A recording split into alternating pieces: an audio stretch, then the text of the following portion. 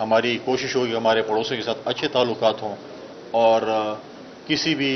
ملک کی جو سرزمین ہے وہ کسی بھی ملک کے خلاف جو ہے دہشت گردی کے لیے کم از کم استعمال نہ ہو،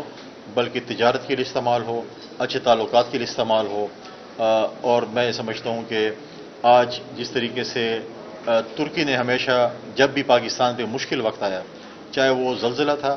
چاہے وہ سیلاب تھا، چاہے جو بھی مشکل ٹائم آیا، ہمیشہ ترکیہ کے لوگوں نے پاکستان کی بھرپور سپورٹ کی، ان کی حکومت نے ہماری حکومت کی بھرپور سپورٹ کی، ہمیشہ ہمارے شانہ بشانہ کھڑے رہے۔ اسی طریقے سے خدا نہ کرے جب بھی ان پہ کوئی ایسا وقت آتا ہے تو پاکستان کی عوام، پاکستان کی حکومت ان کے شانہ بشانہ کھڑی رہتی ہے۔ آج اس دکھ کی گھڑی میں پاکستان کی ساری عوام اور خاص کر پختونخوا کی عوام جو ہے وہ ان کے ساتھ جو ہے وہ شانہ بشانہ کھڑی ہے، اور انشاءاللہ تعالی ہم مل کر اس دہشت گردی کے ناسور کا مقابلہ کریں گے، اور اس جو ہے جو نہیں چاہتے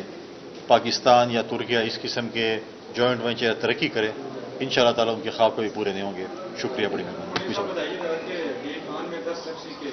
جوان ہیں وہ شہید ہو چکے ہیں، ڈیفینیٹلی آپ اس کی مذمت بھی کرتے ہیں، دہشت گردوں کے خلاف پاکستان سب سے زیادہ قربانی دے رہے ہیں، کیا کہیں گے؟ دیکھیں، کل رات واقع ہوا درازندہ چیک پوسٹ پہ 10 ایف سی کے ہمارے نوجوان شہید ہوئے۔ آج ابھی تھوڑی دیر پہلے بنوں میں بھی ہمارے پولیس کے ایس ایچ او کے اوپر حملہ ہوا، جس میں پولیس کے ایس ایچ او اور اس کے ایک سپاہی شہید ہوئے۔ خیبر پختونخوا کی، جیسے میں نے پہلے کہا، پولیس نے بہت زیادہ قربانیاں دی ہیں، اور یہ میں آج نہیں کہہ رہا، میں کئی عرصے سے یہ کہہ رہا تھا کہ یہ جو جنوبی اضلاع ہیں اس میں دہشت گردی جو ہے وہ دوبارہ سر جو ہے وہ اوپر کر رہی ہے، دہشت گردی پھیل رہی ہے۔ وہاں پر ہمارے فوج کے نوجوانوں پہ حملے ہوئے ہیں، وہاں پر ہمارے رورل ہیلتھ سینٹر پہ حملے ہوئے ہیں، وہاں پر ہمارے جو ہے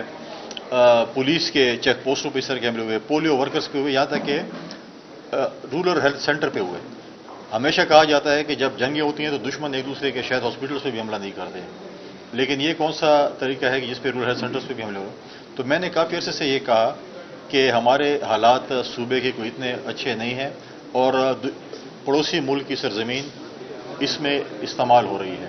اس کے ساتھ ساتھ آپ یہ بھی نہ بھولیں کہ اس وقت جو پاڑا چنار کی صورتحال ہے وہ بھی کوئی اتنی اچھی اور اچھی خبریں نہیں ہیں۔ پاڑا چنار میں بھی حالات بہت زیادہ خراب ہیں۔ ہم نے پوری کوشش کی، پچھلے دن آپ نے دیکھا ہوگا کہ ہم نے تمام سیاسی اختلافات بلا کر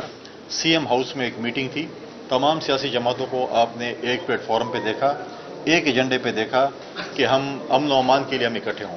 ہماری سب سے پہلی ترجیح یہ تھی، اور ہم ہمیشہ یہ کہتے ہیں کہ امن کے لیے ہم اکٹھے ہوں گے، ہمیں ریکانسلیشن کی بات کرتے ہیں، ہم ڈائلاگس کی بات کرتے ہیں، لیکن ہم نے ہمیشہ اس دن بھی ہم جب سی ایم صاحب کے پاس گئے، ان کے گھر پہ گئے، تو ہم نے یہی کہا کہ ہم 1 پوائنٹ ایجنڈا آپ کے ساتھ ہیں، صوبے کے امن کے لیے ہم کوئی پالیٹکس نہیں کریں گے، ہمیں اکٹھے مل کر صوبے کے امن کو بحال کرنے کے لیے کام کرنا چاہیے۔ اور میں سمجھتا ہوں کہ ابھی یہ وقت ہے کہ وزیر اعظم صاحب کا ایک وعدہ تھا کہ وہ اے پی سی بلائیں گے صوبے میں امن کے لیے، تو میں سمجھتا ہوں کہ وہ ابھی بھی وہ وقت ہے کہ آپ اے پی سی بلا لیں۔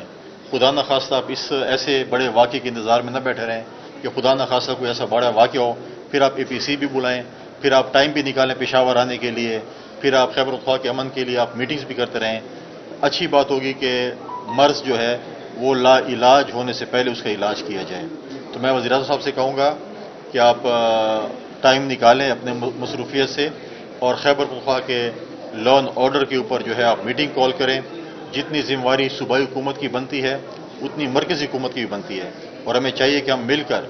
سیاسی اختلافاتوں کو سائڈ پہ رکھ کر صوبائی حکومت اور مرکزی حکومت اور تمام سیاسی جماعتیں خیبر پختونخوا کے امن کے لیے ایک پلیٹ فارم پر اکٹھے ہوں، اور ہم وہاں کی عوام کو جو ہے امن دیں۔ ٹھیک، تھینک یو۔